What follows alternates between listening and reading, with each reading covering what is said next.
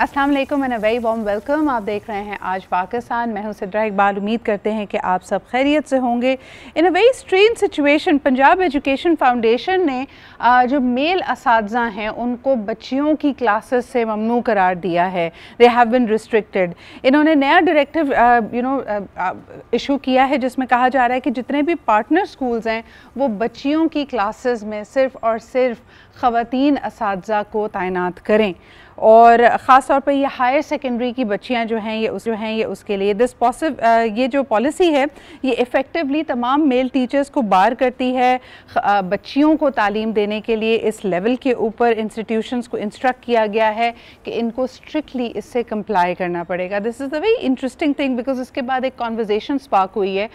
सब लोग इस बारे में बात कर रहे हैं कि what exactly is happening in the education sector. यानी ठीक है, एक आपका जो प्रोटेक्टिव एलिमेंट है बच्चियों की तरफ विजिलेंट होना वो अपनी जगह, लेकिन क्या हम हर एक भी जो मेल उस्ताद है उसको हम शक की निगाह से देखेंगे? अगर ये ट्रेनिंग आप हायर सेकेंडरी में करते हैं, जाके जब इन बच्चियों ने कॉलेज या यूनिवर्सिटी में जाना है तब क्या होगा? तब भी इनकी प्रेफरेंस यही होगी। ये जो एक तरह का दो धारी एजुकेशन सिस्टम बनाया जा रहा है इसके क्या फ़वाइद या नुकसानात हो सकते हैं? क्या इस फैसले का खैर मकदम इन फैमिलीज़ ने किया है जहाँ से ये बच्चियाँ आ रही हैं? पूरे स्कूलिंग सिस्टम का इस बारे में क्या कहना? और फिर सबसे बढ़कर ये कि ये सोच कहाँ से आ रही है? Where is this actually seeding from? Those are some of the critical questions around that और हम कोशिश करेंगे कि अगले हफ्ते में इसके ऊपर बाकायदा एक एक कॉन्सनट्रेटेड कॉन्वर्जेसन करें। आगे चलते हैं। इस वक्त हमारे साथ मौजूद हैं मिस्टर अली खिज़र जो कि डायरेक्टर रिसर्च हैं विद द बिज़नेस रिकॉर्डर। कुछ हालिया इकोनॉमिक स्टोरीज़ की तरफ नज़र डालते हैं और उनका उसके ऊपर तज्जिया देखते हैं। बहुत बहुत शुक्रिया अली हमें वक्त देने के लिए। सबसे पहले पाकिस्तान ने 1.2 बिलियन की IMF डिसबर्समेंट रिसीव की है under the extended fund facility the EFF। किस तरह देखते हैं? Is this giving that much needed stability to the Pakistani economy? क्योंकि इसके ऊपर बड़ी बातचीत हो रही थी। ऐसा लगता है the entire economic conversation and discourse was hijacked with this one tranche being released. नहीं जी, सिद्रा ऐसा कोई नहीं है। ये तो बड़ी एक्सपेक्टेड थी ट्रांच का आना और वो स्टेबलाइजेशन जो हमारी इकोनॉमी की है उसकी जो that is stem from getting into the IMF programme. अगर आपको याद होगा कि 2022 के अंदर जब डिफॉल्ट की बातें होती थी जून में, उस वक्त भी हम IMF प्रोग्राम हमारा ख़त्म हो रहा था तो उसमें मसला था। फिर वो एक साल एक्सटेंड हो गया तो हम ने सुकून का सांस लिया। फिर आप याद करेंगे कि जून 2023 के अंदर जब इसहाक डार साहब फाइनेंस मिनिस्टर थे तो उस वक्त भी ये बात हो रही थी कि जी हम IMF का नया प्रोग्राम ही होगा। जब IMF का नया प्रोग्राम आया तो फिर सुकून का सांस लिया। तो ये वही प्रोग्राम है जो नया आया था। तो उसी प्रोग्राम की अब एक आपको एक और वो मिल गई है, जो है ट्रांच मिल गई है। तो वो तो स्टेबिलिटी तो जिस दिन से हम IMF प्रोग्राम में हमारे यहाँ वो स्टेबिलिटी रही है। तो मतलब वो तो वैसी कोई ऐसी बात नहीं है। हम अफसोस की बात यह है कि जिस दिन हम IMF में नहीं होते तो हम स्टेबल नहीं होते। ये अफसोस की बात है जी। लेकिन हम जो बात कर रहे होते हैं कि हर ट्रांच के आने का मतलब है कि मज़ीद जो शराइत हैं उनको माना जाए, एक इंटरनली उसको चीज़ों को रिव्यू किया जाए कि पहले जो हम वादे करके लेके आए थे पहले वाले पैसे, क्या हमने उनको वफ़ा किया है? They have been some grave report, specially public spending की बात की जाए तो उसके ऊपर सवालिया निशान कई दफ़ा उठाया गया। क्लाइमेट चेंज की वजह से होने वाले जो क्रॉप को, जो फूड सिक्योरिटी को नुकसानात या खदशात हैं उसके ऊपर बात की जा रही थी। तो क्या ये जैसी ट्रांच आ जाती है all is well? Is that the way forward? Is that how we view things? नहीं जी, ट्रांच नहीं, ये प्रोग्राम होता है जी। हर प्रोग्राम के अंदर रिव्यू होता है। ये सेकंड रिव्यू है तो अब आप सेकंड रिव्यू अब कंप्लीट होकर उसकी ट्रांच आ गई है तो अब अगला स्टेप आएगा जी जून के अंदर थर्ड रिव्यू। 6 मंथली रिव्यू है तो अब अगला रिव्यू जो है उसकी तैयारी शुरू हो जाएगी। तो ये तो एक तलवार तो लटकी रहेगी कि कुछ सर्टेन आपने पैरामीटर्स है जिसको आपने थ्रू आउट द प्रोग्राम पूरे रखना है, जिसकी वजह से ही स्टेबिलिटी आती है। जो इंटरेस्टिंग फैक्ट है जो इस ट्रांच के जो IMF की रिपोर्ट रात को आई है, जिसको भी पढ़ने की वो रात को लेट आई है, बहुत ज्यादा डिटेल से पढ़ने का भी मुझे मौका नहीं मिला, बट सरसरी मैंने देखा है उसको। उसके मुताबिक इन्होंने जो एक नई चीज इसमें डाली है जो पहले नहीं थी, वो कि करप्शन के ऊपर इन्होंने कुछ 11 स्ट्रक्चर बेंचमार्क्स रखे हैं। क्या आपने देखा होगा कि कुछ अरसे पहले IMF ने अपनी एक पाकिस्तान में गवर्नेंस और करप्शन के ऊपर एक रिपोर्ट भी निकाली थी जिसका बड़ा मीडिया में जो है बड़ा उसका ले दे हुआ था। बट उस रिपोर्ट में हेर से और बातें थी और कोई ऐसी बात नहीं थी कि रिफॉर्म।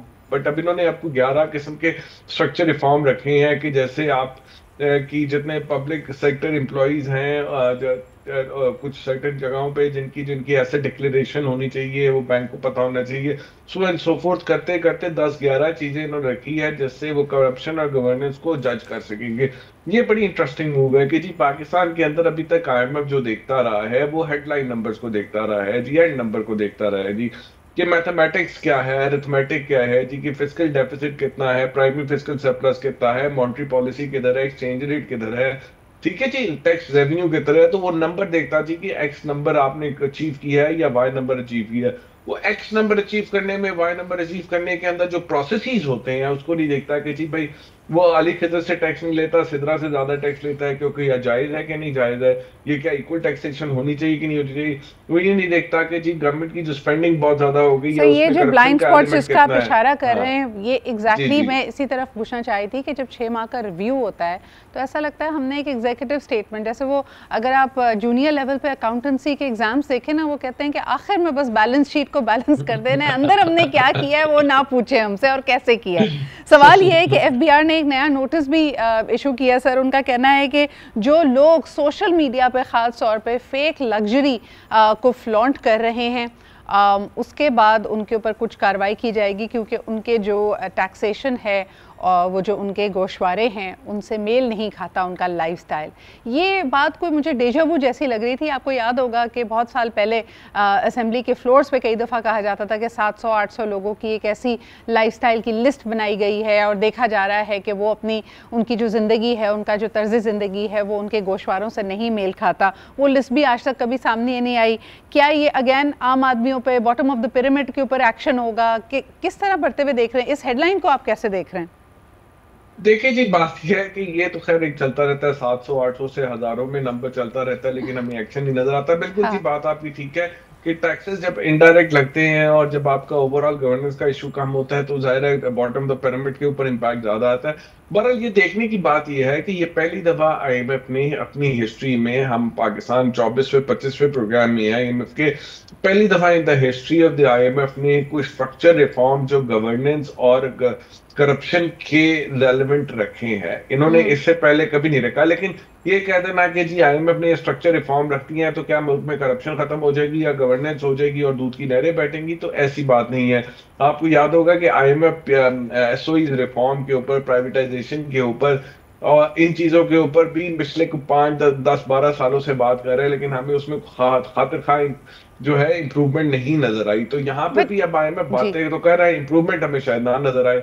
जी बिल्कुल सर, IMF के अलावा जो लोकल इदारे हैं उनके बारे में बात की जाएगी। FBR बहुत ज़्यादा चर्चा में रहती है और बार बार ये बात की जाती है कि इन्होंने अपनी टैक्स कलेक्शन को, अपने रेवेन्यू कलेक्शन को बहुत बेहतर बनाया है। अभी भी मैं जैसे देख रही थी, उन्होंने हाईलाइट किया है कि जी रेवेन्यू परफॉर्मेंस बहुत बेहतर हुई है और 40 बिलियन ज़्यादा सेल्स टैक्स वसूल किया गया है सिर्फ और सिर्फ शुगर सेक्टर से, क्योंकि इन्फोर्स किया जा रहा है।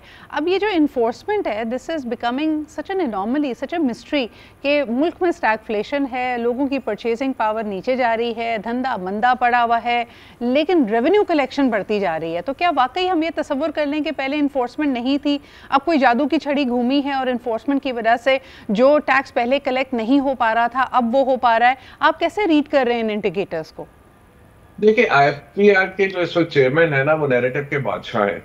ठीक है, बहुत समझदार आदमी है, बहुत इंटेलिजेंट आदमी है। उन्हें पिक्चर को किस तरह करना है, एक कमरे में लोग में बैठो को किस तरह उनको मेस्मराइज करना है, वो उन्हें खूब आता है। जब वो एनर्जी सेक्टर में सेक्रेटरी थे तब भी ये बातें करते थे, ये हो गया वो हो गया। याद है, मैंने और आपने इस पर प्रोग्राम भी किया था। और आप देखें जब वो गए तो उसके बाद से कोई वहां पे लॉसेस तो कम नहीं हुए। अभी भी वो ये कहते हैं कि जी हमने ट्रैक एंड ट्रेस कर दिया, हमने AI मॉडल को यूज कर दिया, हमने कैमरे लगा दिए, हमने 100 अरब रुपया सीमेंट फैक्ट्री से शुगर फैक्ट्रीज लगा दिया, हम टबैको पे जा रहे हैं, हम टाइल्स पे जा रहे हैं, हम इधर जा रहे हैं, उधर जा रहे हैं। बट हकीकत ये है, 100 के 1000 गाड़ियां उन्होंने अपने एम्प्लॉइज को दी, उनकी तनख्वाहें उनकी बढ़ाई, उनके KPIs को बेहतर किया, सब कुछ किया और वो इम्प्रूवमेंट की बातें करते हैं। बट आज अब अगर देखें, आज की खबर देखें तो टारगेट से हम तकरीबन पहले 6 महीने में 550 बिलियन रुपए की शॉर्टफॉल है, तकरीबन 10% की शॉर्टफॉल है। तो अगर आपकी इम्प्रूवमेंट इतनी अच्छी हो रही है, आपकी इतनी अच्छी प्रोग्रेस है, तो फिर इतनी शॉर्टफॉल क्यों है? तो इसका मतलब है कि कहीं से आप अच्छा काम नहीं कर पा रहे। और उस काम अच्छे ना करने को छुपाने के लिए ये चीजें दिखा रही हैं। तो मुझे तो ये वही लगता है कि ये जरा है कि कल को आप देखिएगा, मुझे जो इतला है कि एफबीआई चेयरमैन शायद कुछ अरसे में यहाँ से चले जाएंगे, तो फिर देखिएगा ये सारी बातें भी खत्म हो जाएंगी। फिर वो जहाँ पे जाएंगे वहां पे ये बातें शुरू कर देंगे। सर आखिरी सवाल, ये फिस्कल ईयर और इसकी जो मौजूदा मुश्किलात थी वो तो हमारे सामने थी। फॉरेन डायरेक्ट इन्वेस्टमेंट जिसके लिए साल के शुरू में अगर देखा जाए तो बहुत ज़्यादा ऑप्टिमिज्म था, एम्बिशन था, अब सूरत हाल ये है कि मैंने देखा सेनेट में एक खबर आ रही थी कि सेनेट में SIFC से सवाल किया जा रहा है कि फॉरेन डायरेक्ट इन्वेस्टमेंट पाकिस्तान में क्यों नहीं लैंड कर पाई, और जो इतने सारे ख्वाब थे जिसमें उड़ान की बात की जाती थी, बाकी सब की बात की जाती थी, why has that not materialized? Does that come to you as a surprise कि ये नहीं हो पाया?